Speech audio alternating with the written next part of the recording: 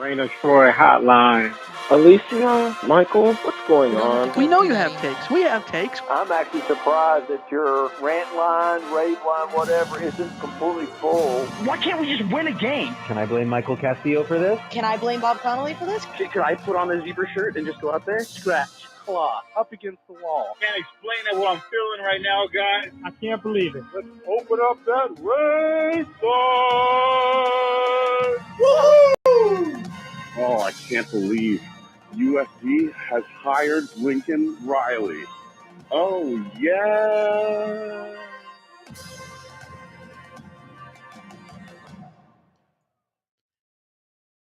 Hello, everybody. Welcome back to Rant Line Radio, episode 507. Coming to you on Wednesday, September 27th. We're going to look forward to USC's big road tests on the road Saturday morning at 9 a.m. Pacific against Colorado. We're going to preview the game, give you our predictions, and so much more. As always, you can follow us on Twitter at Rant of Troy, like us on Facebook, facebook.com/Rant of Troy. Our email address is rantoftroy@fanside.com. You can find the podcast wherever you find your podcasts, Apple Podcasts, Spotify, YouTube. We are there, especially live on YouTube, as we are every Monday, Wednesday, and CarCast. Welcome if you're joining us live on YouTube. Our phone number is 818-643-7227. Suck It Whisper and Show. I'm your host, Michael Castillo, along with my co-host here in the Radio Troy studio, forgetter of the bit, Alicia Daratola. Hello, everybody. Hello. I was ready for it. I was waiting for it. And then my brain blanked out right as you started saying this. Clearly you're not ready. It's just Clearly not ready. It's not ready. Unbelievable. Big shout out to everybody who's in the chat waiting for us here on YouTube. Little inside baseball. The way this thing works, we have a sort of a virtual online studio. And we go connect the show in the virtual studio to the actual YouTube listing, the YouTube live show that you have to create on YouTube. And when you do that, it then starts to populate the live chat. I went in there like 5 minutes before the show. There were already a bunch of comments in there. Hey. So unfortunately, those didn't port over. But the important part is people were waiting for us. That's cool. That's fun. People are excited. People are ready to go. People are ready to face Colorado at 9 a.m. Pacific. Oh yeah. Yeah, just keep saying it. It really feels good. Feels good. Mm-hmm. Yeah. It feels good. 9 a.m. 9 a.m. Pacific. I'm usually like not even on my second dream by 9 a.m. How am I going to be ready? I'm up because I take the dog out at 8 o'clock every morning for her walk. And normally what I like to do on a college football Saturday is take her on her walk. We're out for about an hour. And then I walk in and I turn on the TV. And that's right about the time that the kickoffs are starting. And I sit down and I make my cup of coffee as the games are going. But I'm sort of having a leisurely first hour of college football.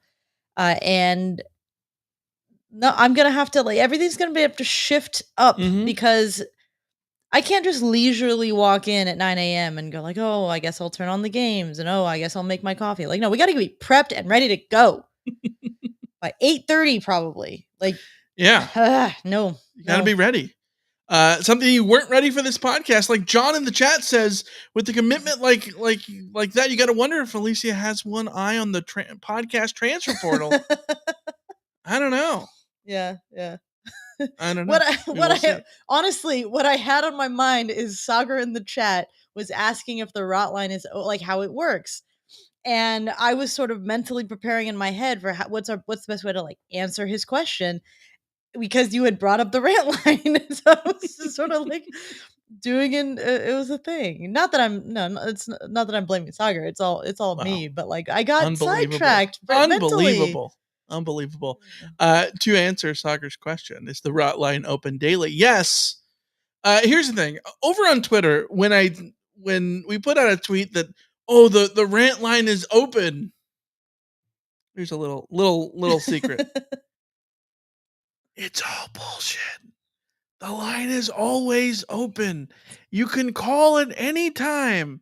It's just a bit to prompt people to call. Someone has actually called while we were recording once. Because I had the tab ago. open, yeah. Yeah, because he had the tab open for the Google Voice or whatever we use. I was tempted to answer it because so it's just a Google Voice number, and we have it on Do Not Disturb mode, so that way it immediately goes to voicemail, and that way it doesn't blow up our phone because that would be really annoying.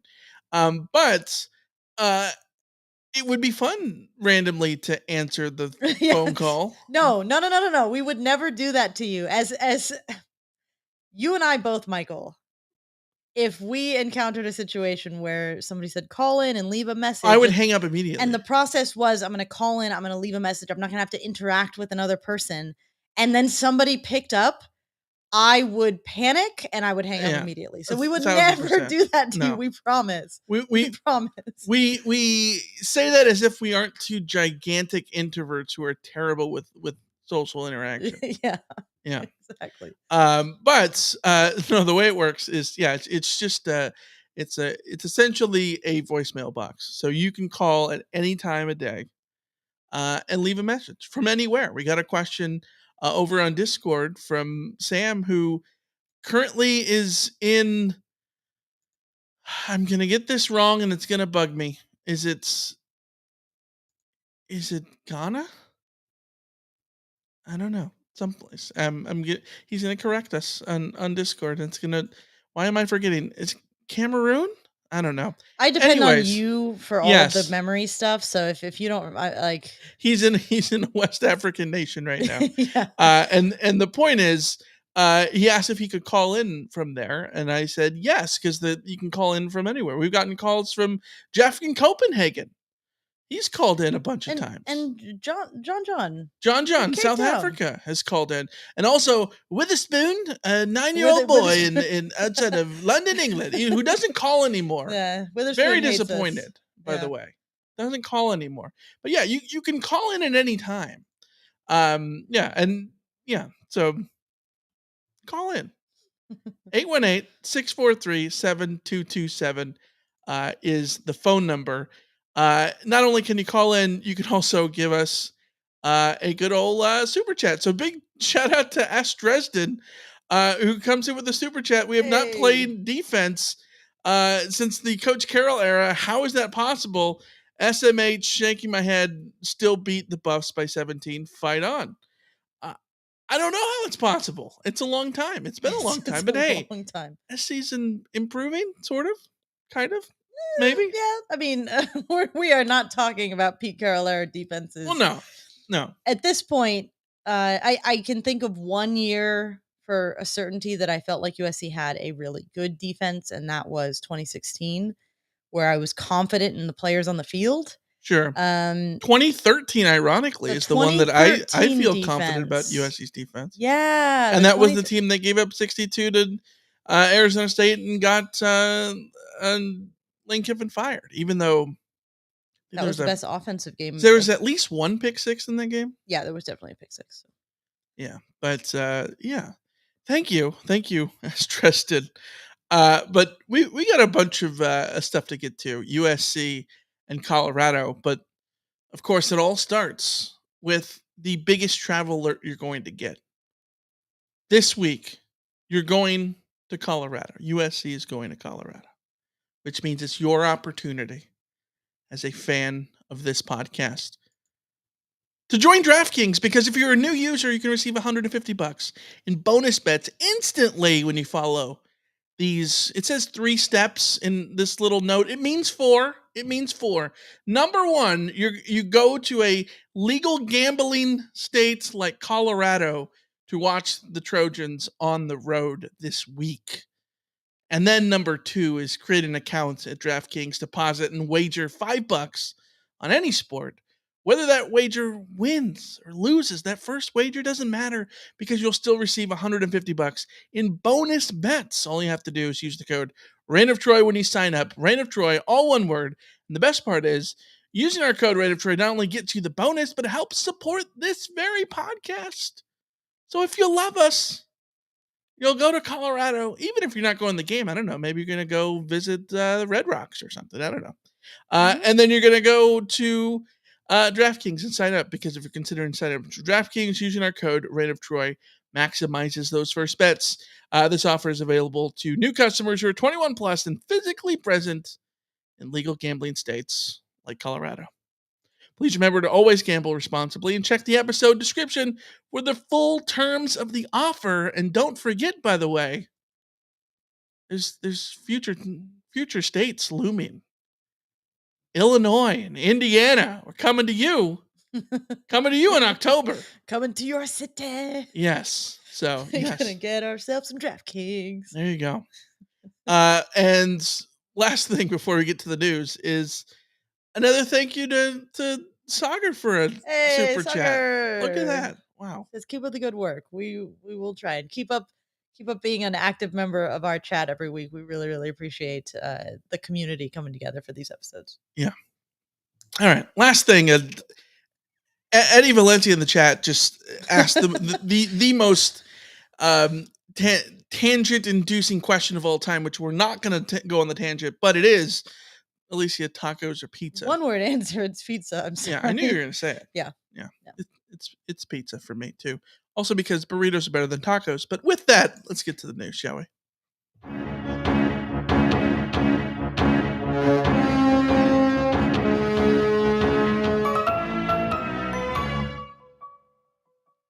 I feel like we need a new drop because I gut reaction to just hit the news drop. We don't have a news segment. We're just getting it straight in the game. So I've got some news though. You got some news? I've got some news. It's fitting that Eddie asks about tacos and pizza because one of my probably quirky things that I do is I enjoy eating leftover pizza by dipping it in honey mustard. Oh God. Oh no. Michael, in front of you on your desk, there's a little bit of a present. Oh my God. Yeah. Yeah, okay. Backstory, friends. Oh God. Michael, show the people what's on your desk. Backstory, friends. A couple weeks ago, Michael and I are sitting at home watching Colorado State. Colorado is behind. It's late. They're trying to mount a comeback. Oh God.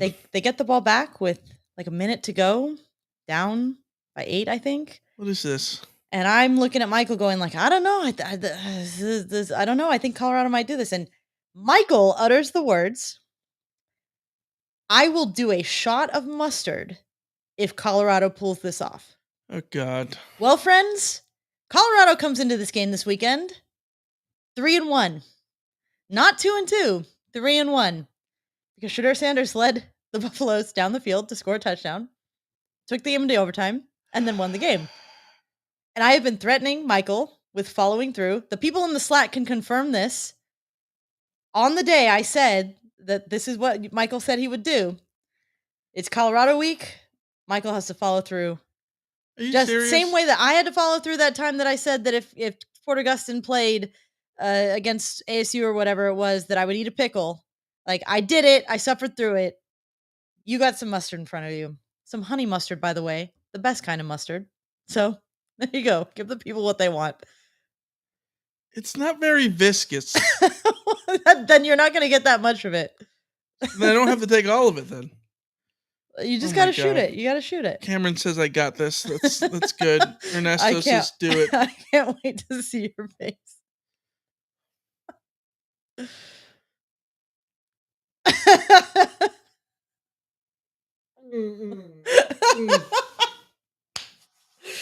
He's doing it for the folks. For the folks at home. Is it not coming out?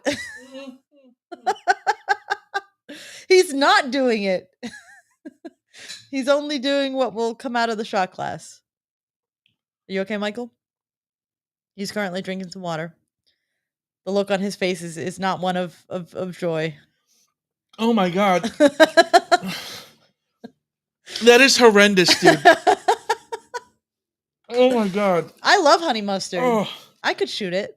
I wouldn't want to necessarily, but like it wouldn't be a bad Oh my experience God. He's regretting That's it. the nastiest thing I've ever had in my life.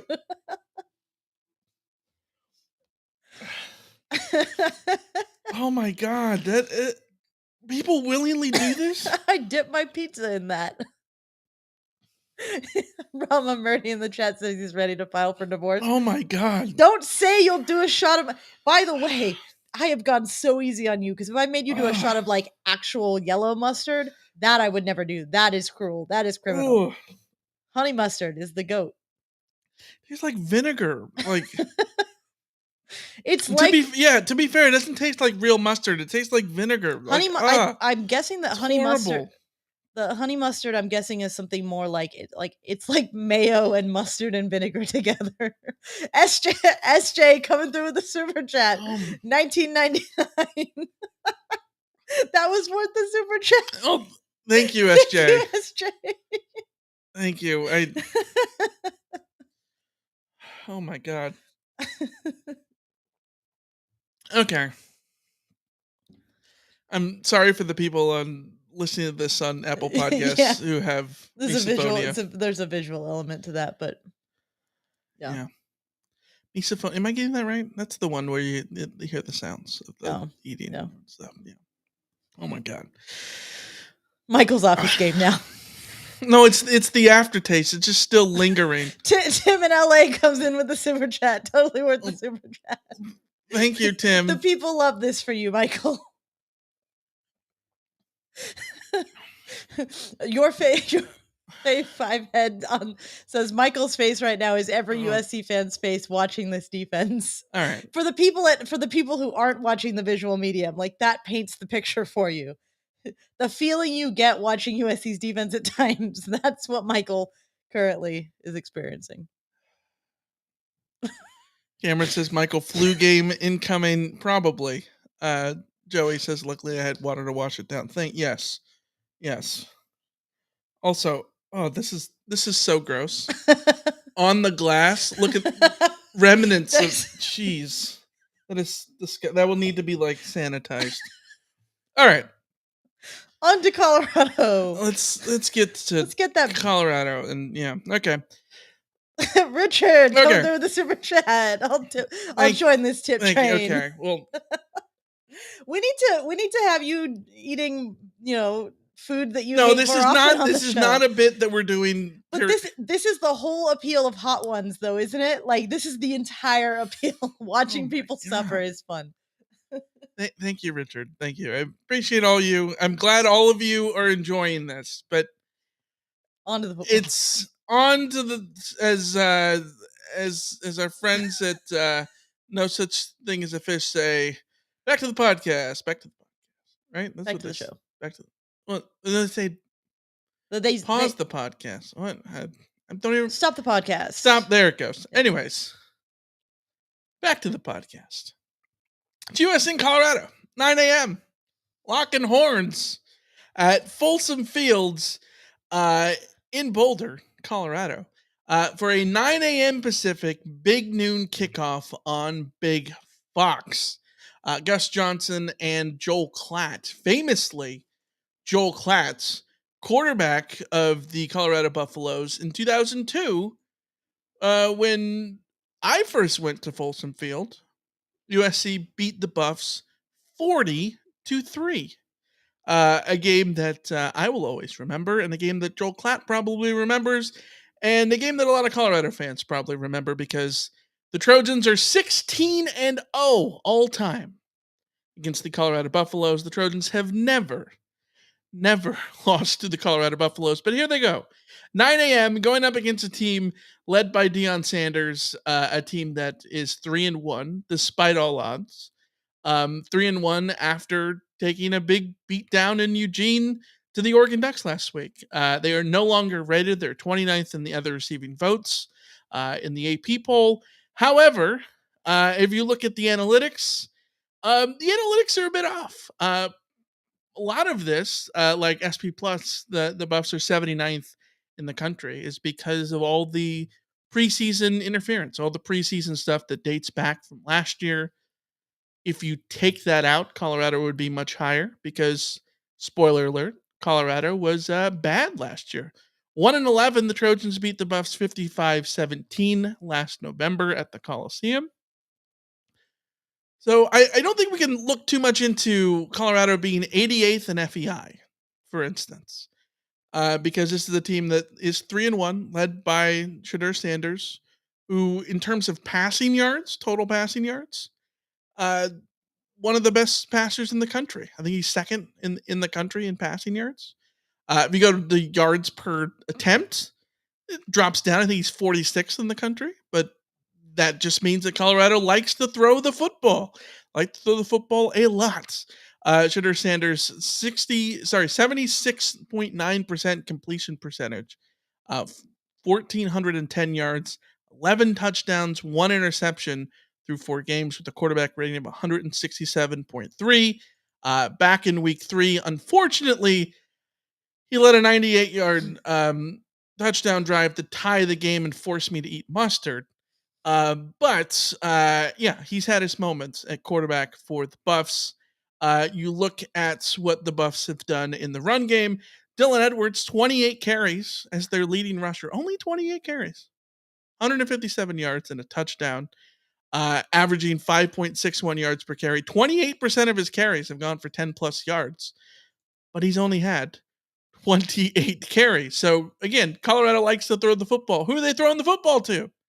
Xavier Weaver, 34 catches, 461 yards, and a couple of TDs. He'll be questionable. He has an apparent ankle injury that he suffered against Oregon. There's Jimmy Horn Jr., 27 catches, 243 yards, and a couple of TDs.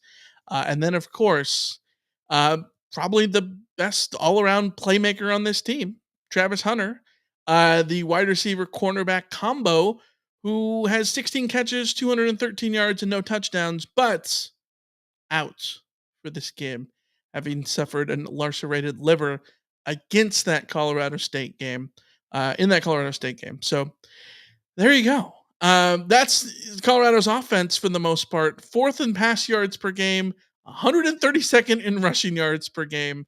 Alicia, what do you think of the Colorado offense?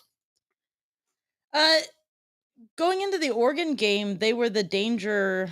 They were the part of that team that looked the most dangerous. If Colorado was going to really make waves in the Pac-12 this year, my suspicion was going to be that it was going to be because they had found some playmakers on offense. Not just Travis Hunter, but obviously Travis Hunter going both ways was a big help to them.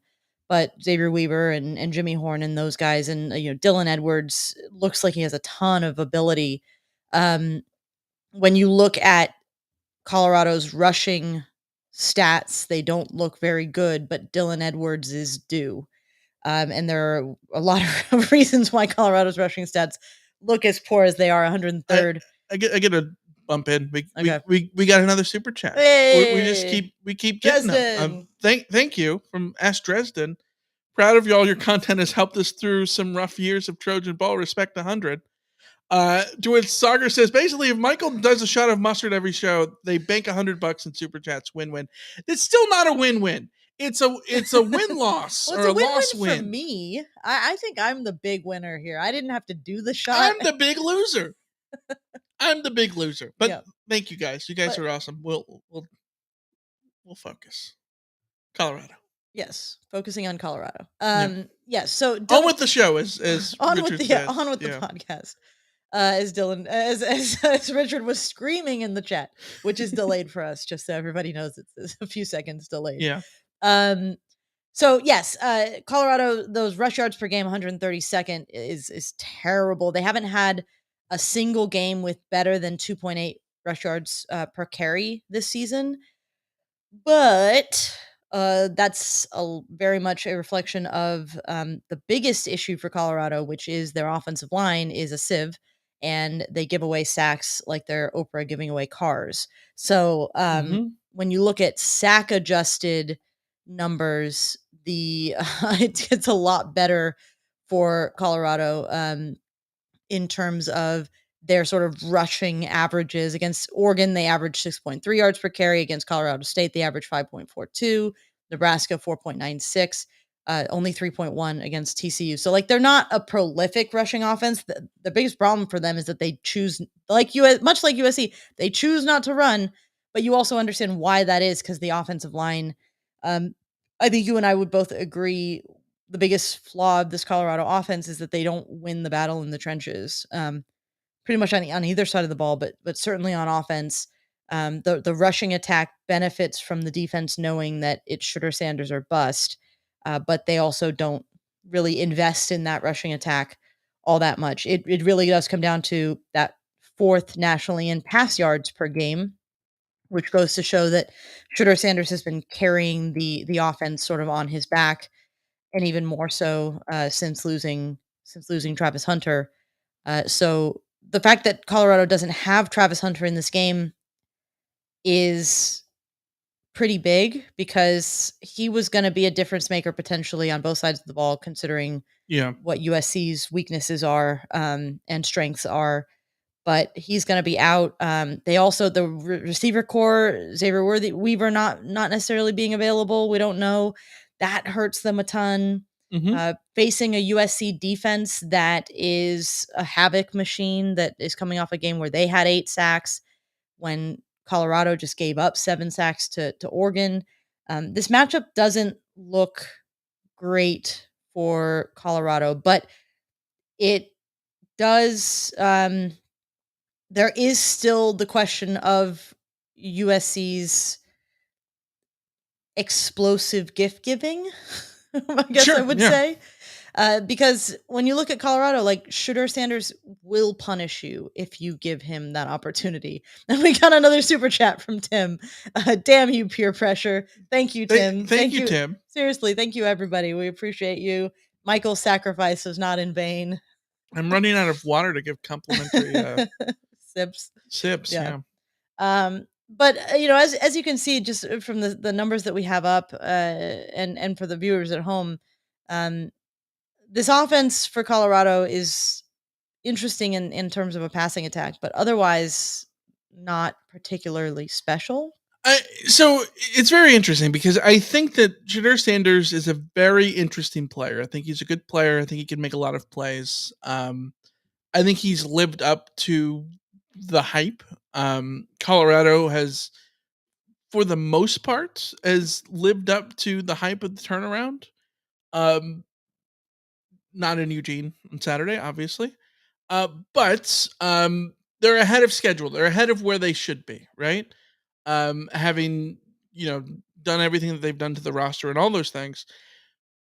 But even with that, even with Shedeur Sanders being very efficient, and I think that the biggest compliment to his game is how sound he is. For being a guy who has been sacked 22 times in 4 games, he's only turned the ball over once via interception, which is wild. You look at the Trojans the last couple weeks, they've forced interceptions because of the pressure that SC has gotten up front with Bear Alexander. You saw it in the Stanford game. You saw it again against Arizona State. And to me, that's a sign of how Colorado is good about just doing the little things. This was one of the testaments that we sort of gave Arizona State too, right? Like when Arizona State got hired, when they hired Herm Edwards a few years ago, that was a hire that was lambasted because he was out of the game and all those things. He came in to Arizona State and he immediately fixed the little things, which was just plain sound time management. Herm Edwards was great at that kind of thing, right? And one of the things Colorado has done, even though they have a lot of talent and they, maybe inefficient on the offensive line, they don't turn the ball over, and they're very good at forcing turnovers. And I think that little nugget is a big proponent to them being 3-1 when, they struggled at times. Surely they struggled at times against Colorado State. I think they probably should have lost that game. I don't think that's a secret. I think Colorado will tell you that. I think Deion Sanders will tell you that. The TCU game was a dogfight, and if it wasn't for the timely interception that Travis Hunter gets, maybe they'll probably lose that game, right? Like the ability to just do the little things is important for them. However, I think the glaring weakness, like you talked about, is all the sacks they've given up, and I think that the more I look at this, and the more I look at Shedeur Sanders, who kind of fits the profile of Cam Ward over at Washington State last year, comes from the FCS where he just tore it up at the FCS level. Has shown big flashes of what he could be as a high capacity thrower. In the offense, doesn't make a lot of mistakes, but also maybe isn't the quickest guy when it comes to evading pressure, because as a sign of this, he's gotten sacked 22 times, right? And that's also a sign that he's maybe not getting the ball out quickly enough. I think there's a skill to avoid sacks when you're not a fast guy who can evade defenders. So that's something. And one other thing, one other thing on Shedeur Sanders specifically is, I think one of the things that he doesn't quite have that makes someone like Caleb Williams really special is on the run. Most quarterbacks are worse passers on the run. Right. That is true of Shedeur Sanders. What makes Caleb Williams unreal is that he can be on the run. Caleb's the unicorn because of things like that. Yes, and Shedeur can't make up for the offensive line letting pressure through in the same way that a quarterback like Caleb Williams has been able to do and elevate the offense as a whole. Right. Which plays into USC's hands here, given the aggressiveness of USC's defense. And that's the point I'm trying to make. I think this is a matchup that reminds me a lot of last year when SC played Washington State. Cam Ward and Shedeur Sanders, I think, are very similar in how they play. Very similar in their ability to, throw the ball downfield, throw the ball all over the park, and do all those things. But the downside to both of them is that they take a lot of sacks. And that is what propelled SC to have one of their best defensive performances last year against Washington State. They got after Cam Ward a million times. They kind of smothered everything that Washington State was going to do in that game. They ended up winning an ugly defensive game. The Trojans did. And I kind of expect to see a lot of those elements on Saturday. Maybe not necessarily the all defensive game, because Colorado's defense that we're going to get to in a minute, not good. But, you just look at everything else. And SC coming off an 8-sack performance against Arizona State. Mind you, 7 of those came in the fourth quarter when ASU had to just drop back and force Drew Pine to, completely throw. This just seems like the matchup that's perfect for Alex Grinch, and there's not many of those, but this one is it for me, especially when Colorado will not commit to throwing to running the ball. They're going to commit to throwing the ball more than anything. And you look at Shedeur Sanders and his yards per attempt, it is more of a air raid underneath passing attack, rather than the big, long, deep shots over the top all the time. 8.3 yards per attempt. It's not like this is an offense that is out there throwing 75-yard touchdown passes on every other play. So, but USC has a bad habit of allowing those underneath throws to become 75-yard touchdowns, because they've missed a tackle or two, and that's why, for me, this this matchup is so much about USC cleaning up the issues that they had against ASU. The plus side is that they don't have to worry about the run game that ASU brought to the table. That's not what they're going to see against this Colorado team. Although Dylan Edwards can certainly break it if you leave him open for one. But the USC is going to be able to pin their ears back and get after the quarterback. And that is exactly what Alex Grinch wants to do. The problem here is that Colorado has been reasonably explosive. Yes. They're 37th nationally in 10-plus yard gain rate, which is pretty good, considering that, they played an Oregon team that basically didn't let them do that at all. Right. But that's going to be the difference in this game. We talked about, after the ASU game, about how that defensive performance was mostly fine if you cut out the handful of plays that resulted in scores. And that's where Well, you can't do that, but yes. you can't do that. No. And that's the thing is going into this game, what's the key to the game? I think you are very likely to see USC have a high success rate on defense in terms of stopping Colorado on a play-to-play basis. The problem will be is if you let Colorado score on one play, then everything that you've done is sort of wiped away, and you end up looking back at a game like AFC where you still gave up 28 points. Even though you had a lot of success on those individual plays, you still gave up 28 points. Yeah. That's where the key here is and will continue to be for this defense, but specifically against an offense like this that has a quarterback who, if you give him that opportunity, will sling it. And has a couple of playmakers in Jimmy Horn and Dylan Edwards and maybe Xavier Weaver if he's available. Like they can make plays. Yeah, and I'm not going to sit here and say that Colorado has all their playmakers out hurt. Even if you look at Weaver and Hunter being Hunter out for sure, Weaver questionable. When just coming off a week in which SC had to face a third string quarterback and all the injuries that ASU has had, and this still allowed up 28 points. So yeah, a lot of this comes down to we can talk about how this is a great matchup for SC schematically. In the Alex Grinch experience is aggression, and Colorado on offense has not been able to subvert that aggression. They're not good at reacting to the blitz because they are susceptible to getting sacked a million times. They don't run the ball to offset the blitz and all those things. It's still, even though that benefits USC and sort of plays into what Alex Grinch wants to do, it still behooves SC to make tackles because that's the problem area. That's how you can, get Colorado off the hook, even if you are putting them in a phone booth where they can't go anywhere.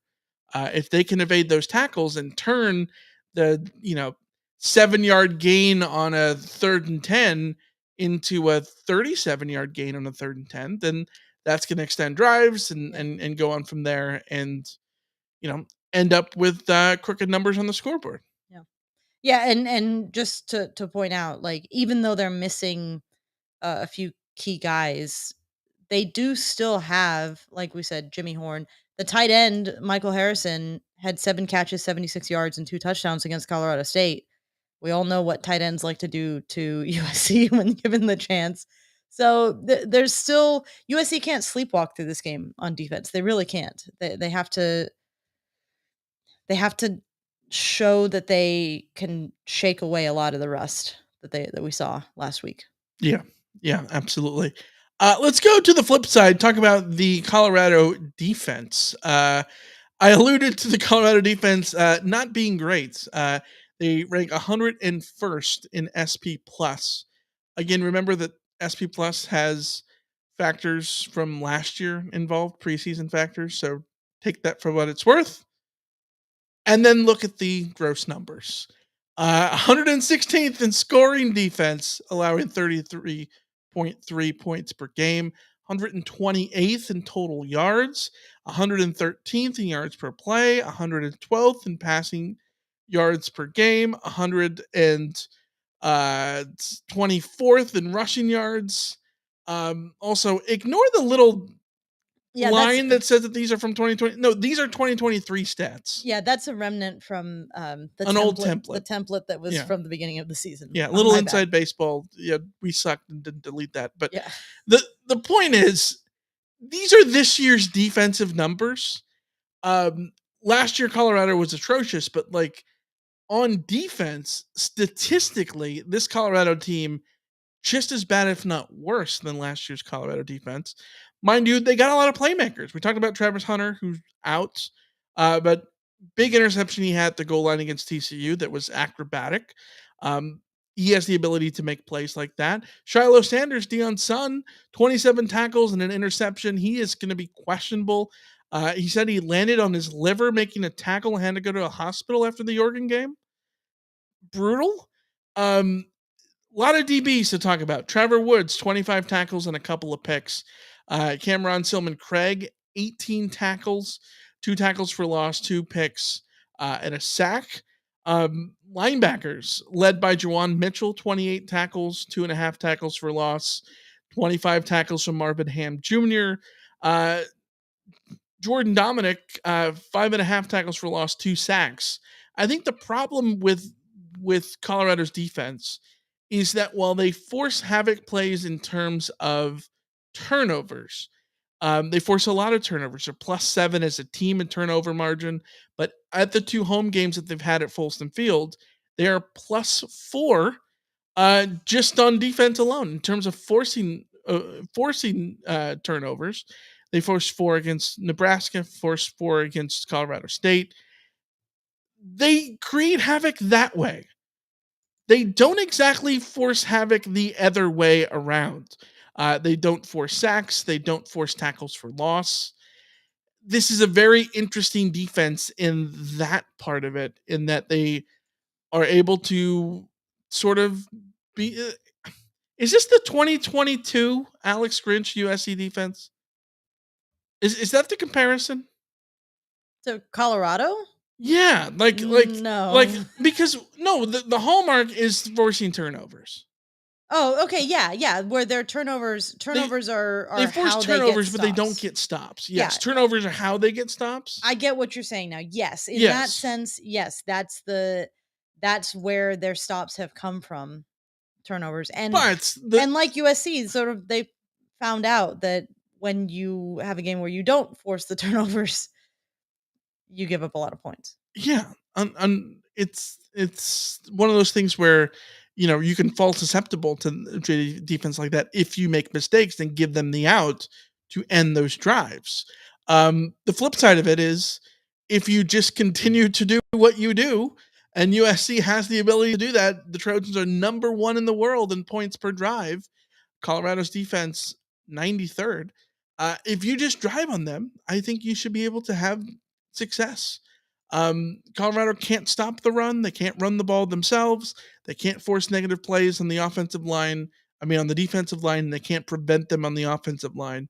They're losing the battle up front there. And I think in a lot of ways, if you were writing a recipe on how to beat USC, it would be to force the issue on the line. Force, Caleb Williams to retreat and have to take sacks. Force, SC to really commit to stopping the run or any of those things. And I don't think Colorado is in a position to do either of those things on either side of the ball, which gives SC the ability to chuck it around, throw it all around. And I know that, SC is coming off a big game in which Marshawn Lloyd had a fantastic game on the run in the run game, but this might be another game where Colorado's susceptible to the passing game, aside from, forcing interceptions, something that Caleb Williams does not do. This could be a game that it's a Caleb Williams pass happy night. Who knows? Well, I'm very morning. I'm very curious to see what Colorado will try to do here because I watched sort of the extended highlight cut up from Matthew Love's ball on YouTube from the Oregon game, and it looked to me like they weren't bringing a lot of pressure. They were sitting back. They were trying to keep things in front of them. But when you can get pressure without bringing a lot of pressure, no, but that bodes well. But they weren't getting pressure. That's the point. Well, look, against Oregon and Bo Nix, Bo Nix was absolutely tearing them apart because Bo Nix wasn't getting pressured in the slightest. And it was an interesting sort of strategy for them, but it just allowed Oregon to carve them up. And I'm very curious if they will try to do the same thing against USC or if they will try something different. Which I don't think is the way to do it. I think SC needs to be pressured because Caleb Williams can beat you outside the pocket, but you'd rather have him beat you outside the pocket than just give him an eternity to throw. Yeah, absolutely. And we saw against ASU that USC's offensive line maybe has some vulnerabilities. So if you're an opposing team, I think you have to try to get after Caleb Williams, and you're probably going to get beat either way. That's the cheat code of Caleb Williams. It doesn't matter which way you're going; he's still going to destroy you. But I think you have to. It didn't make sense to me with Bo Nix either. Because if you let Bo Nix be comfortable, he looks like a Heisman winner. Like the Bo Nix thing has always been that when he gets flustered, maybe he starts making a little mistakes, like we've seen from most quarterbacks in the country. Right. So I thought that was very interesting.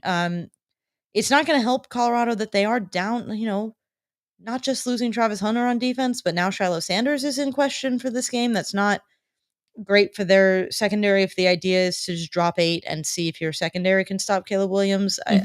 The matchup is incredibly bad for Colorado. It's incredibly bad when you look at the Colorado stats, and they resemble Stanford's.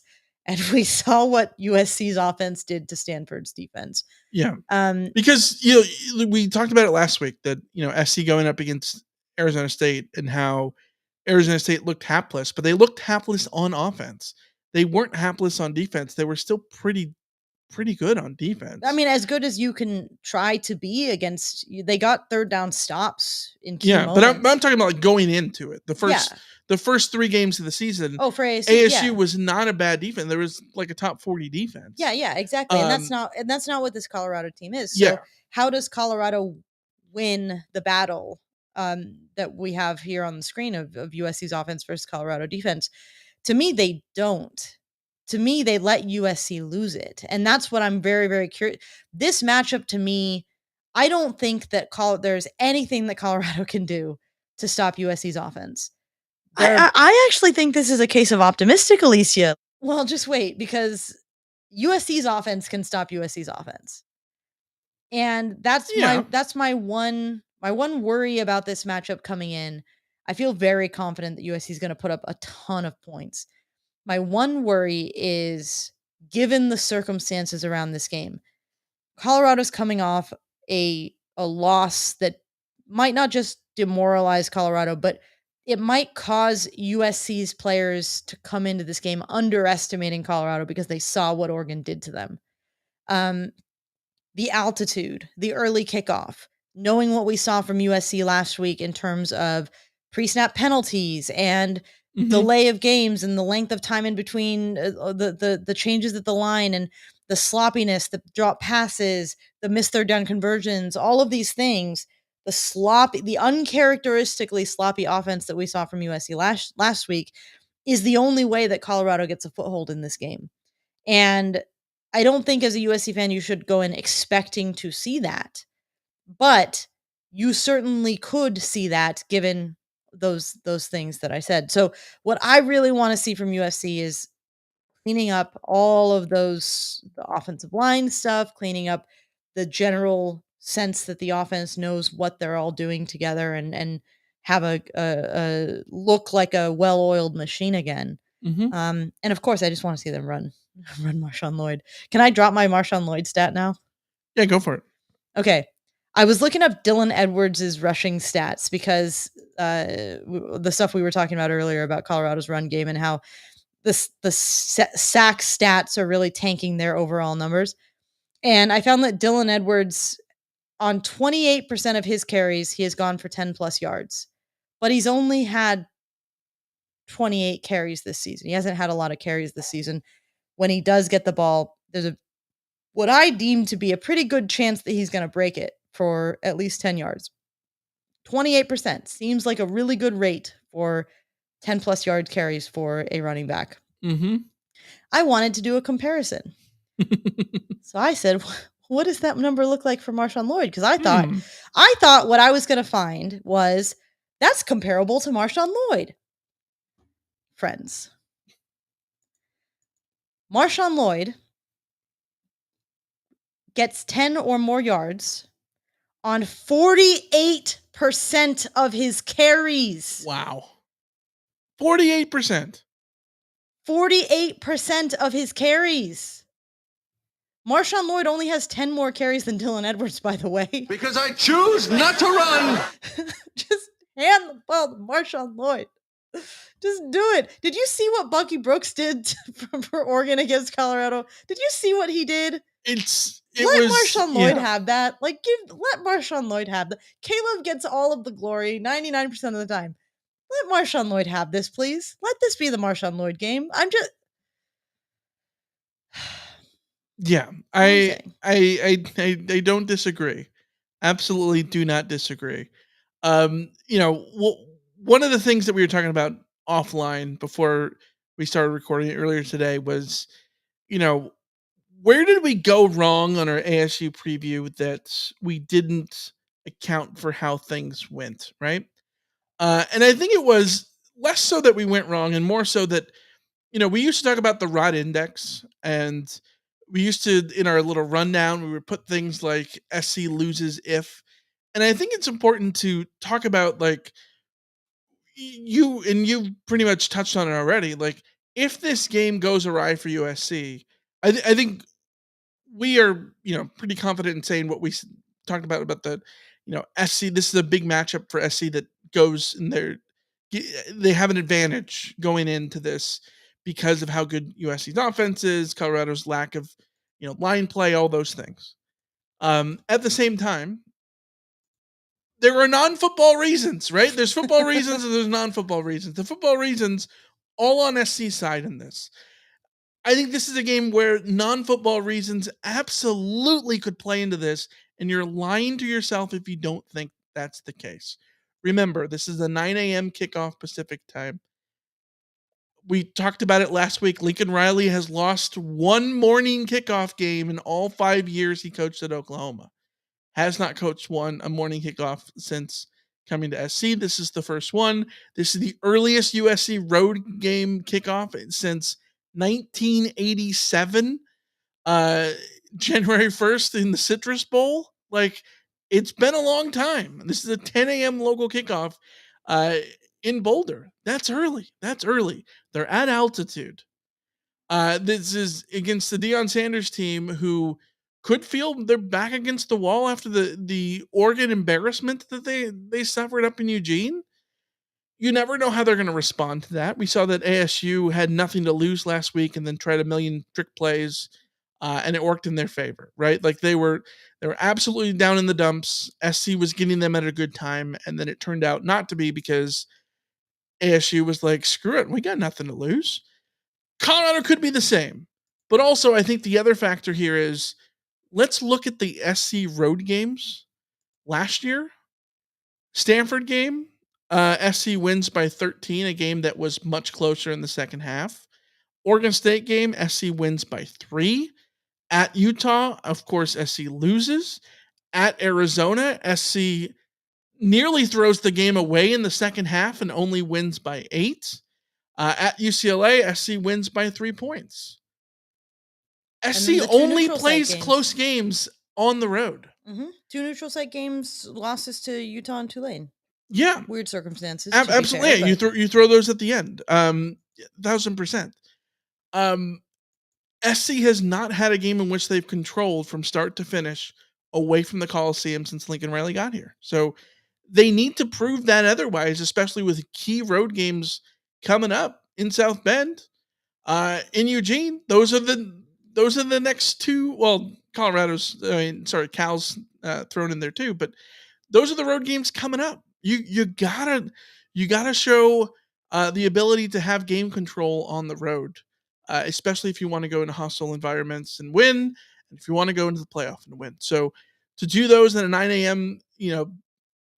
Game at elevation, yeah, I get that those are all weird things that could affect you, and they could put SC off kilter. But hopefully, for SC's sake, last week was the wake-up call of like, hey, if things go sloppy, you might end up in a dogfight against an ASU team that was absolutely abysmal the week before. Hopefully, that's the wake-up call. We'll see. Mm-hmm. We will see. All right, let's get to some over-under. So you're going over. I'm feeling bold. I'll go under. I got to take an under here. I got 3 unders to take. I'm going to do an under here. All right. Let's start with pre-week standings, of course, going into over-under. I am 13-11. You are 12-12. Let's go to your first over-under. What do you got? I got 5.5 plays of 20-plus yards for Colorado's offense. So Colorado is averaging 5.25 plays of 20 yards per game. Against Oregon, they only had 3, but in all of their other games, they've been pretty explosive. USC's defense, wouldn't you know, was averaging 5.25 plays of 20-plus yards allowed per game. They had 5 against ASU. 2 of those resulted in touchdowns. Going into that ASU game, by the way, ASU had 10 total plays of 20-plus yards in their first 3 games combined. So that was not an explosive offense, and they were explosive against USC. So how explosive is Colorado in this game against USC's defense? I've said it before. I really like the matchup to the point that I lean heavy SC on this kind of thing, except 9 a.m. road game. At that point, at least trust the stats, trust the averages.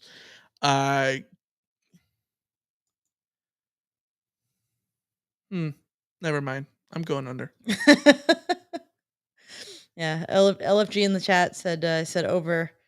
I think this will be an interesting one. I really do. I think there's a lot of reasons to go over here, obviously, because of SC's history and giving up those big plays. I just kind of like what Colorado didn't do against Oregon too much, that I think that if SC's able to ride the coattails of that a bit and do the same things, get after them, they could still give up a lot with giving up 5 of those plays would be a hell of a lot. So all right, let's get to my first over under, which is 1.5 USC turnovers. The Trojans have only had multiple turnovers in a game once under Lincoln Riley. That was in the Pac-12 championship game against Utah. However, they probably should have had multiple last week. ASU dropped a surefire interception. Probably you could say that they dropped 2 of them. Caleb Williams didn't have his best game in that sense, but Caleb Williams does not throw multiple interceptions in a game. That's a fact. Colorado has forced 4 turnovers in each of their first 2 home games against Nebraska and Colorado State. We said, how does Colorado force stops? They get turnovers. Do they force USC into a multiple turnover game? 1.5 USC turnovers is the line. USC had 1 multiple turnover game in the Lincoln Riley era so far. That was against Utah with Caleb Williams on 1 leg. Yes. I am smashing the under here. I think USC has done a very good job of taking care of the football. Yeah, sure, a multiple turnover game could happen at any point, but I just am not going to bet on it. Yeah, the key for Colorado to win this game is to get SC to commit. Yeah, Colorado will not win this game without 4 turnovers, I think. Yeah, maybe not 4, but 2 or 3, I think certainly would help. Let's go to your next one, which is 5.5 USC sacks. Oh, buddy. I struggled with where to put this line because you could put this very high if you wanted. You could. Colorado gave up 4 sacks to TCU, 4 sacks to Colorado State. They gave up 8 sacks to Nebraska, 7 sacks to Oregon. USC has had 1 sack against San Jose State, 5 against Nevada, 2 against Stanford, and 8 versus ASU. So I could have put this line at 6.5 and still been perfectly within range of doing so, but I stuck with 5.5. They've allowed at least 4 per game. Yeah. In each of the first 4 games Colorado has. And I'm tempted to take the over. I just think 5.5 is just too high. It is so too high of a line. I'm not willing to do it. So I'm going to take the under. SC could have a 4 sack performance, 5 sack performance, and still feel like SC got the pressure that they needed to force Colorado into mistakes or negative plays. And they still don't get that line. The chat is all over the over, and I get it. I get it. I just, that's a lot of sacks. 6, you need 6 to get the over. It's a lot. Yeah. It's a lot. Yeah. That's a lot. I feel. Yeah. Let's go to my next one, which is 129.5 rushing yards for Marshawn Lloyd. This, of course, coming off of his season high 154 last week. He's averaging almost 9 yards per rush. Colorado 124th in rushing, 125th when accounting for yards per carry. They gave up 164 to TCU's Amani Bailey. Nebraska had 3 different 70-yard rushers. Bucky Irving, I thought, looked phenomenal last week. Who I called Bucky Brooks, by the way. Sorry. It's Bucky Irving. 8.9 yards per carry. Yeah. Please, USC, please let Marshawn have this. Yeah, so I'm taking. Okay, now 129.5. This was tough because I could have put it at 150 something. I didn't. Yeah, to be honest, I was going to be irrational about this one and take the over regardless of what you put. So I'm going over. The only thing that's going to get in the way of this happening is USC choosing to not take what is very clearly an easy 150-yard rushing performance for Marshawn Lloyd. I got the over, but it won't be Lloyd's fault if he doesn't get there. Yeah, because you never know. Because I choose not to run. Yeah, that could be a thing. You never know. I think there's a chance that SC is able to throw the ball so much that they just don't need to run. Yeah, they don't even have the opportunity to which run. I think is one of the reasons why, like Oregon last week, they didn't have a 100-yard rusher, even though Bucky Irving was great. He didn't have to be. Hey, another super chat. Yeah, Thank you, Alex. Thank you, Alex. It says, is it a crazy idea to get the team ready for road games as he paint the opposing logo on the practice field? And then video comes out of USC's players stomping on that logo and motivating the other team. Logo stomping is the stupidest thing because it's the easiest bit of bulletin board material to hand to another team to do anything to the opposing team's logo. Like, just don't do it. Don't ever do it. If you listen to one of my favorite podcasts, Puck Soup, Greg Wyshynski always talks about how he hates NHL teams putting a carpet logo in the locker room that's gigantic in the middle of the locker room. And then they have a player police it. Yeah. That you can't step on it. And it's like, don't put it on the ground if you don't want people to step on it. It takes up 100 square feet. Like, how am I not supposed to step on it? Yeah. All right. Next over under. You say what? 2.5 pre-snap penalties for USC. Okay, USC had 5 pre-snap penalties last week. 4 false starts via Justin Diedich twice, Pregnon and Kingston.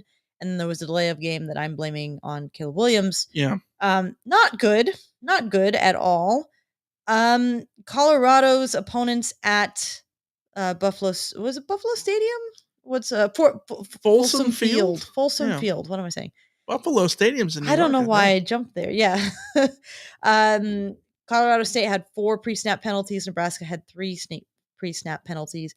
USC had 3 pre-snap penalties against Nevada, but they only had 1 against San Jose State and none against Stanford. So I don't know. It's a little bit of a tricky one, but let's see. Will USC clean things up on this second road trip? I'm going to take the over. I think every time SC's been on the road lately, there's been those pre-snap difficulties. We saw it against Oregon State. We saw it last year against Utah. We saw it last week against ASU. I think, it's going to be a loud environment. It's going to be raucous. Yes, it will be morning, 10 a.m. Tea time in beautiful Boulder. But breakfast burritos get people pumped up. Yeah, I think there's at least a legal procedure or something. Yeah. At least a few of them, which will give me the over there. Locks you into the under. The chat split on this one.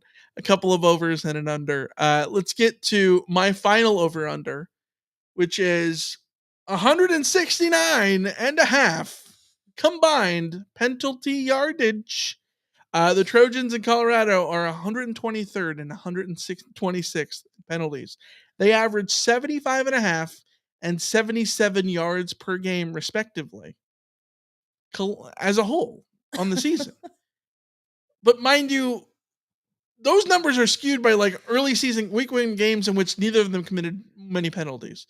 The Trojans have had exactly 85 yards of penalties the last 2 games. Colorado has gone 80 plus in 3 straight games. They had 106 last week at Oregon. There were flags flying on every Yeah. single play, it felt like, with Oregon and Colorado. This one is so easy. I take the over. It's Pac-12 refs. It's USC Colorado. It's gonna be a fired up sort of game. It's gonna be weird and wacky. Definitely taking the over at Bison Wild Wings at Folsom Field, as LG in the chat says. 169 and a half. It's a lot, but it's a lot. But where would you have put that line? Because part of me was thinking putting it 175. That's really high. But that just felt like too much. Yeah. So I don't know. No. All right, that's gonna wrap it up for over under. Let's lead us into good old mailbag, shall we? We're not gonna make predictions? Oh yes, we have to make predictions. God, always forget. Let's do predictions. USC and Colorado, of course, 9 a.m. Saturday on Big Fox. The Vegas spread 21.5 by the time that we wrote this in here from our little rundown. Trojans opened up at 17.5 point favorites. I think that was early on before the season. What do you got? What do you got? USC coming off of a squeaker, sort of, in Tempe. Colorado coming off a blowout in Eugene. Where my concern comes from is just the sloppiness of a road game. Mm-hmm. But I cannot envision USC having that sloppy of a game on offense 2 weeks in a row. I think USC is going to put up points. I think Colorado is going to put up some points, and it's going to be 56-24. Yeah, I think I'm in the same boat. I think there will be elements of this game where you think that the sloppiness could be problematic. But I think that the matchup is just too good. I talked about it at length now. I think that this matchup reminds me of the Washington State game last year, which had elements of heebie-jeebies going into it. Mm-hmm. Cam Ward coming up from the FCS level, looking really good, all those things. They could not protect him to save anyone's life. And that's what Colorado does. They are not able to protect Shooter Sanders. And if SC can get after him and force him to throw on the run, he's not nearly as good out of the pocket. Just like you said, most quarterbacks aren't. That's just how it is. And if SC can force him into doing that, I like SC's chances, especially when Colorado cannot stop many offenses from scoring themselves. They're without a couple big playmakers like Travis Hunter. I hemmed and hawed about SC dropping a 50 burger, but I'm keeping it a little under. 48 points for the Trojans, 20 for Colorado. I think Colorado still has the potency, of course, to score points, but I sort of still like SC to cover and get a big win. So that's where we're at. Let's get to the mailbag. You've got mail. All right, let's talk the mailbag question from Andrew in Lisbon. See, we get phone calls from all over the place. We get emails from all over the place, like Andrew in Lisbon, formerly New York and Mexico City, I think. This is the cool part about like being a podcaster for so long is you follow you get people who just keep phases in their lives, keep messaging you and keep listening from like, oh, I'm so and so. Like Trinice was in Orlando, and now she's Trinice in the West Side. We've known her since way before that. She was Trinice in Norco. Like, yeah, here's Andrew in Lisbon now. When you're fuming about Alex Grinch and mistakes in the defense and you want to blow off steam, go to the Georgia Southern YouTube channel and watch that week's Clay Helton post-game presser. Trust me, it'll make you feel better and you'll move on quick. Andrew in Lisbon. So this is funny because just this week, I sent a screenshot of Twitter replies to our friends from Traveler Hates Thursdays, with Georgia Southern fans responding to Clay Helton putting out a call to break the attendance record for Georgia Southern, not State, Georgia Southern football game. They're going to play Coastal Carolina this week. Mm-hmm. The Twitter mentions in Statesboro, Georgia, so different than Los Angeles. It's wild. I'm happy for Clay. He's where he belongs. He's with people who like him, who like, go coach. We're with you, coach. We love you, coach. Like, good. I'm glad his team is 3-1. They lost at Wisconsin, but did so, I think, respectably for a Georgia Southern program. Sure. Like, good on. They just beat the crap out of Ball State. Like, this is what Clay Helton was made for, and I'm happy for him. All the replies, I'm bringing 6, coach. Oh, my family's running 7 deep. We've got all the tickets. And I'm like, if this was in LA, people would be like, I hope your tire breaks down on the way to the game. Like, just insane. Insane difference for sure. We got a message from Discord from Tim in LA who says ESPN has USC favored by 21.5, an over under of 74, which means the Trojans win 48-26 if you do the Sharpie math. Does that sound like a good showing to you? Assuming USC covers the spread, would you prefer winning 22-0, 48-26, or 70-48? I have a very, very clear answer for this. There is only one good answer. The other two are bad, bad, bad signs. The good answer is you take 48-26 right here and now, because we know the USC offense is going to put up 45 on everybody. That just confirms that. We know the USC defense is going to be vulnerable to giving up 26 to everybody. We already knew that. The other two options on this break something for USC. If USC goes on the road to Colorado and only scores 22 points, I don't care if the defense is pitching a shutout against this Colorado team. If you only score 22 points, you are in trouble when you go to South Bend. You are in trouble when you go to Autzen. You are in trouble in a lot of different places this season. Especially coming off a game in which Colorado only scored one touchdown against Oregon. You're also potentially in trouble against good defenses that you're going to be playing at home, like Utah. And don't look now, but UCLA's defense is looking good right now too. Yeah. So that is an unacceptable result. Even if we have to overlook a blank for the defense, like, good on them. But that USC is not going to win the Pac-12 by their defense shutting out Colorado. Like, that's not the way this path goes. The alternative, where USC scores 70. Well, of course, we knew USC could score 70 on a Colorado team.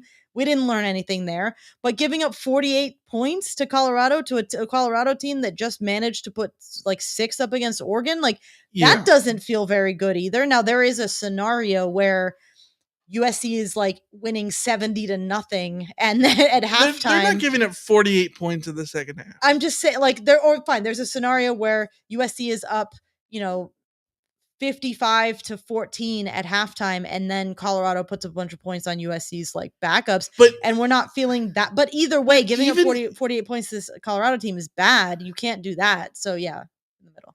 I don't see how 70-48 remotely looks good. Neither. That's what I'm saying. There's only one good answer. Yeah. The other two are not good. Yeah. Not good at all. Absolutely. So 48-26, I think it looks about what you just would expect. And you look at our predictions, you're saying 56-24, I'm saying 48-20. Basically in that same ballpark, sort of, kind of. Yeah. Close enough. Let's go to the questions we got here on YouTube from all you guys. Chat has been going crazy today. We appreciate you guys. We seriously could not do this without you. You guys make this so much fun. LFG says, hey, at least you guys aren't going to see you in the cold like you did 2 or 3 trips to Boulder ago. Remember, I think Alicia was under the weather that trip. You were feisty because of the sideline issue at Boulder, which is now, even worse because they have 1 million people on the sideline. Yeah, I was taking photos. There was snow on the ground when I take photos, at least at the games, I'm, kneeling down. So my pants were all just sort of wet with cold water that was sort of leaking around the sideline. And then to get from one end of the field to the other end, you have to go up the stairs into the stands, across the stands, in front of the fans that are there, all the way down to the other side of the field, where then you go back down the set of stairs to get back onto the field. Like, not ideal if you're somebody who wants to, after a big play, who wants to get over the end zone as quickly as possible. Like I used to do sprints on the Coliseum sideline, back and forth. It was fun. It was great, but like Colorado made that extremely difficult, and I was very upset. And it was very cold. Yes. Yeah, it's difficult. Mhm. It's a difficult little venue for sure. But it's got charm to it too. I think it's absolutely beautiful there. I'd just like to know if they have a women's restroom in the press box yet. It probably wouldn't be important Just to, maybe. to get one. Yeah. They didn't when I was there. So Yeah, we'll see. Uh, let's go to a question from Ramamurti, who says, "Is it going to be strange wearing our home jerseys on the road at a non UCLA game?" So there, no. I don't know that we know for sure. No, I've done research. I've done Okay. research, and I'm pretty certain they will not be wearing whites. My reasoning behind this is last year, the whiteout game that they did at Folsom Field, they wore their home jerseys with the black tops and gold bottoms, and the fans wore whites. They tweeted out their whiteout back at Folsom wear white thing with a graphic of um, a player in their home uniforms, black tops, gold bottoms. I think that they will not be wearing white. And we also heard somebody, I know that I heard somebody on Twitter who tweeted us, and I can't remember who it was, and it was a while ago now, but who said that they had heard that USC's equipment people are planning to bring the road whites. So I think it's weird to do a whiteout and not have your team in white personally. Yeah. But that's, I don't know. It's a thing. Penn State, when they do their whiteout, wears all white, right? Yeah, but like they also have like a hell of a lot of tradition. I'm not saying that Colorado doesn't, but like, so yeah, I mean, Penn State's a good pool there, but yeah, I don't know. I I think that if you're Colorado and you like to wear alternate jerseys, and they have one of the best uniform, kits in the country. Absolutely, their uniforms are always awesome. I love them. They have the ability to wear white. They're not like Penn State, who just never wears white actually at home. Yeah, just go the full bore. You don't have tradition blocking you from doing it. Wear white at home. I don't get it. And no, it wouldn't be weird. It wouldn't be weird for SC to do that I because just they think do it's it at gonna be. UCLA. It's just gonna be. It's weird that USC will be in white jerseys when the crowd at Folsom Field will be wearing white. I don't know. Yeah. No, I tend to agree with that. Let's get to a voicemail that we have. From the 812 area code. Hey, hi, Michael and Alicia. My name is Andre, and I have a question for you. And my question is, if the name of the game is to win, why does the coach not play the best players? Number 4 on offense and defense are hurting the team. Why do you think they don't play other players and continue to play these guys? Thank you. Thanks for the call, Andre. Alicia, you in the last episode talked about how we talked about the football IQ of Max Williams, which is very high. It's always been something he's been lauded for, and that is something that absolutely shows up in practice. Do you think that's the reason for the Max Williams, playing time? So, Like, is it that simple? here's the problem. If Max Williams isn't on the field for you, then who is? Bryson Shaw is your other option. Well, we saw Bryson Shaw miss just as many tackles, if not more, in that game. He missed, by my count, I think it was 2 that resulted in third down conversions for ASU in that game. So I don't know that there's a very good argument to say that like Bryson Shaw should be playing over Max Williams at this point. The big question mark is somebody like Zion Branch or somebody like Christian Pierce. But like I said, I think in that episode too, I think Zion Branch has so much potential, and I really do want to see him play. But when we saw him play in those early games where they were clearly getting as much playing time as possible in for those younger guys while with their redshirt games and stuff like that, which he's already redshirted, but you know what I mean?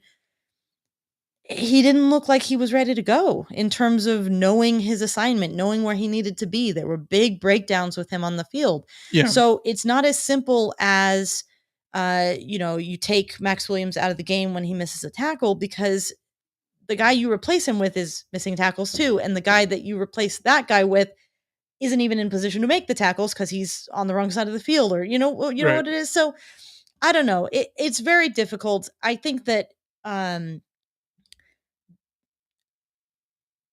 Max Williams' story is great, and I think you have to commend him for coming back from multiple major knee injuries and for his football three IQ. of them. Yeah. He reminds me a bit of like situations that USC has had with other players of sort of similar statutes, like I don't know, like a Janae Harris and a few others, who it's like they work hard. They are come to work every day. They know what they're supposed to do. The fact that USC hasn't found somebody better than them is not a them problem. It's a USC's recruiting and development problem.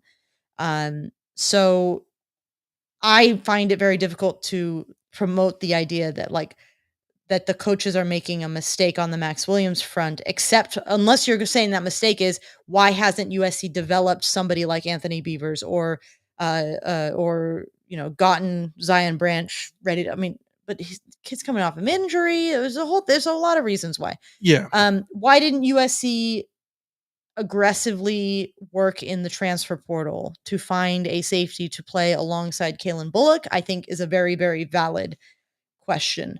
On the other side of the ball, I think that like I said, Mario Williams has the bad drops, but he also is catching balls and being productive, and like he's not a complete net negative for USC.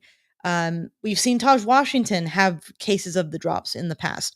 We've seen Kyron Hudson drop passes recently. We've seen Brendan Rice drop passes last season. So wide receivers dropping passes it's sort of a thing that happens.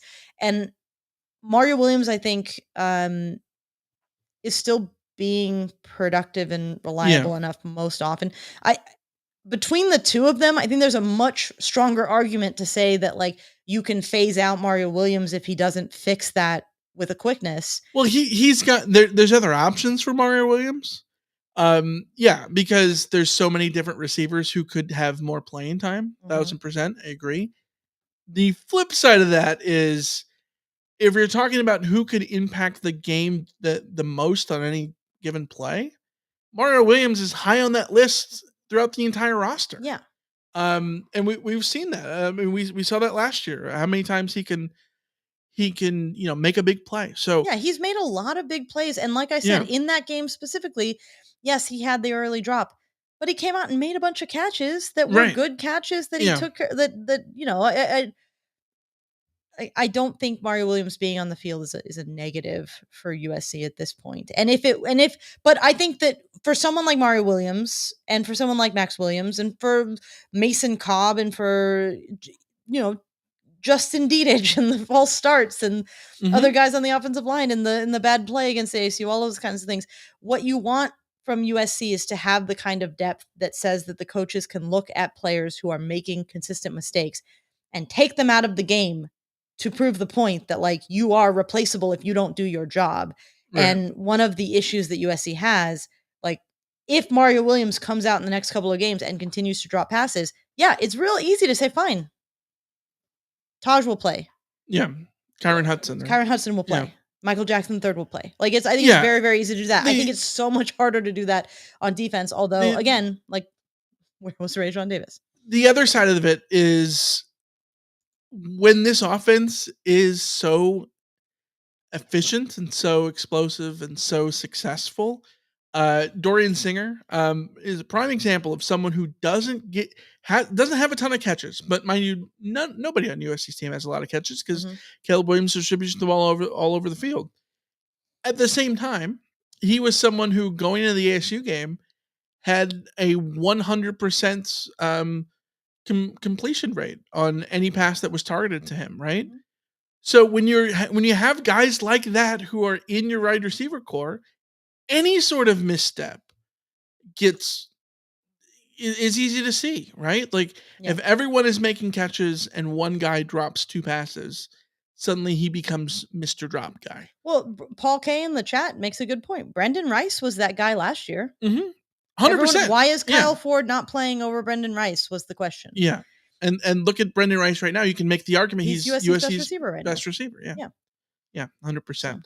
Let's go to a question we got in the chat from Ricky D. Any word if Shiloh Sanders is playing? Huge loss for the Buffs if he can't go. Questionable was the last time that we saw that, right?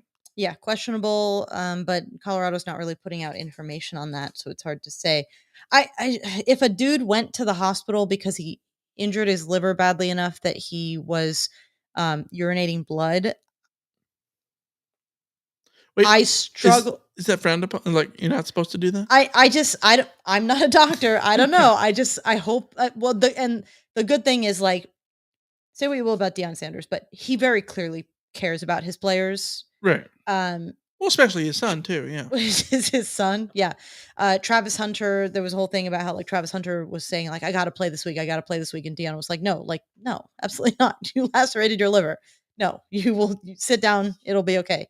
I think that Shiloh Sanders, if the medical professionals aren't clearing him, then he will not play. If the medical professionals say it is safe, and they will have to be the judge of that. But I don't know. Presumably, yeah. Going to the hospital with a liver issue, and that sounds not. I just think it's crazy that Hunter and Sanders both like organ issues, and like organ spelled ORGAN.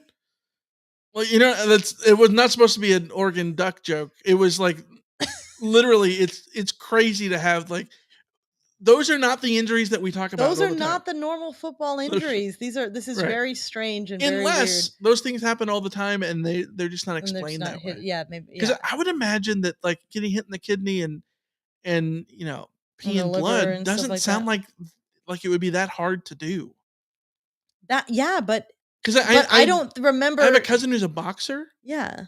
Every fight he'd be peeing blood after and like wondering why does he do this? Yeah. Every single one. It just doesn't. All I know is I stubbed my toe really bad on Saturday, and like I couldn't go out on a football field. You've been on crutches since.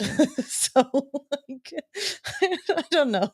Protect your livers, guys. Okay. Ron Murdy says, does the defense try to stop the run and put pressure on Sanders, or is there another way to stop Colorado? I think that's the way. They don't run enough. Pressure. We press this button. Oh, oops. Sorry. Wrong one.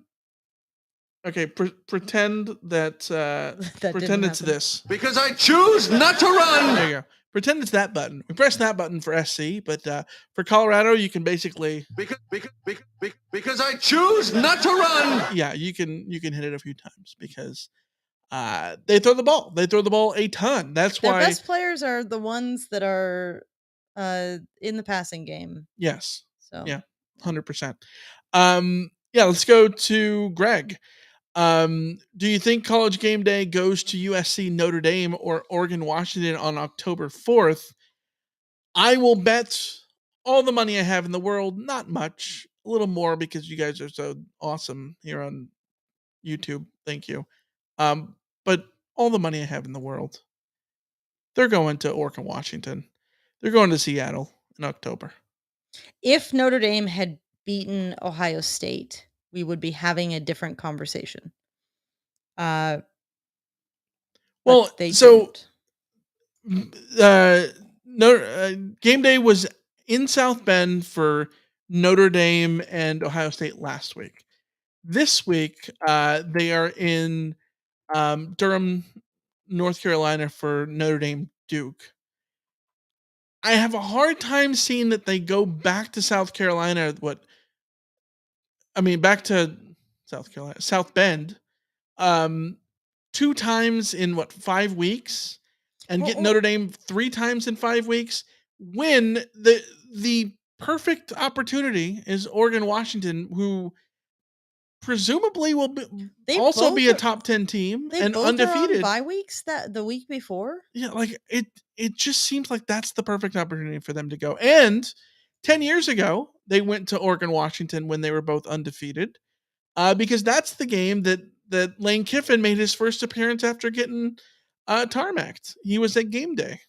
Remember that? 2013. Oh, I don't remember that. Yeah. Kenny says, how soon can we start talking about Utah having a bad offense? It's going to be interesting because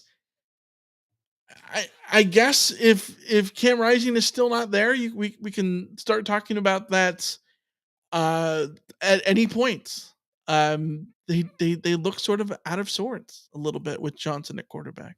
The problem with just committing to the Utah has a bad offense thing is that you can say that right up until the moment that Utah has Cam Rising back in the lineup, and then suddenly they have a not bad offense. I guess the question is Utah capable this year of having the same level of offense that they had last year when they had a not just a good offense, but I would say a very good offense. When Cam Rising was out last year, who did they beat? They beat Washington State 21-17. So without Cam Rising in that game, they were not the same offense that they were with him. In most of the other games that Cam Rising played, they scored, 40 points. So I will say that Utah has a bad offense when Cam Rising is leading them and they're not scoring points. That's fair. I do think that there will be a lot of pressure on Cam. We talk about pressure on Caleb Williams to live up to last year, but Caleb Williams isn't hurt. He's not playing through an injury right now. Cam Rising coming off of an injury, I think it's going to be a lot of pressure for him to get back to the level that he was, especially when it's an ACL, especially when he's someone who thrives on mobility and thrives on intangibles and what he can do to keep a defense off balance. I am not going to bet against Cam Rising. We've too many times. It's easy to sit here and not think highly of Utah because they're not flashy, they're not sexy, they're not great away from home, all those things. And Utah continues to find a way to win the conference or at least get to the championship game. So I'm not going to bet against them, but I think that yes, the Utah offense does not look good because of that. Beavs on Friday. Beavs big, which is like a 6-point win probably. I will say this right now. If Utah beats Oregon State on the road, that's a big sign for them. That is huge for Utah because that means that Utah's home road situation is not as bad as we sort of think it is. Also, I think it puts to bed Oregon State's chance to win the conference. Well, okay, yes and no. Yes, because realistically, Oregon State needed to win. They need to win the most winnable of the tough games that they have on the schedule, and Washington State on the road and Utah at home are the most winnable for them. Going 0-2 in those games? 0-2 in those games is rough. Like, you need to win those games. Yeah. It's possible still because they could still beat the teams that they could have a tiebreaker over. If Oregon State won out or whatever, but I don't know. All right, last question comes from Cameron in Frisco, Texas. What are your thoughts on the Travis Kelce, Taylor Swift love drama? The only thing Michael hates more than honey mustard. I think it's fun. I thought it was very fun to see some of the puns and the quips and the whole thing. Who cares? Who cares? Taylor Swift fans, Chiefs fans, NFL fans. Why do we care what they care about? No, well, you don't have to care about it. I have a lot of opinions that I will keep to myself for fear of getting canceled. But he's not a Taylor Swift fan, friends. Well, but who cares? Who cares?